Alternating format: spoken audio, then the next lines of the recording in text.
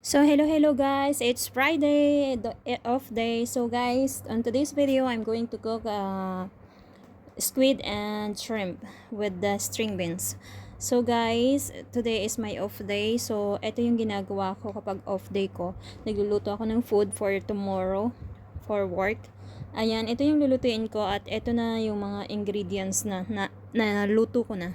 So, ayan, na-mix ko na yung mga ingredients. Nilagyan ko lang ng sibuyas, bawang, onion, at saka curry leaves at sili.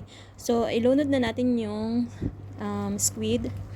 At halu-haluin. Yan, halu-haluin para mag-mix yung kanyang taste. Yung mga ingredients na para pumasok sa loob ng squid.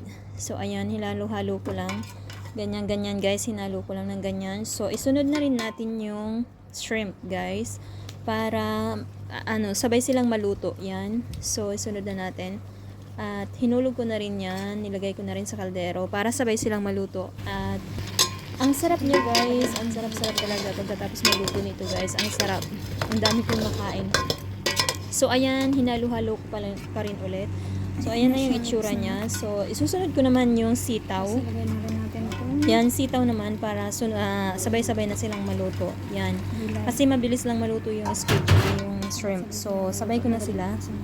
At yan ang itsura niya guys. Medyo, ang kulay ng ilaw ko sa kusina is parang orange, parang yellow ba.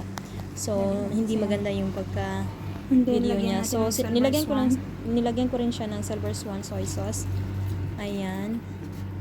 Para masarap. At nilagyan ko rin ng mix na curry powder at ang flakes chili. So, yun na guys, binuksan ko na.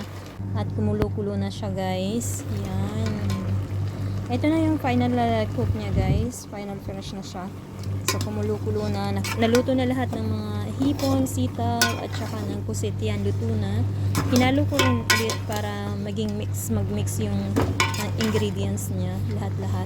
So, guys, masarap pala yung, yung curry leaves. Masarap siya para siyang may sili din. So, tinikman ko na rin siya guys. At ayan, luto na. Thank you for watching. Bye. Happy Friday.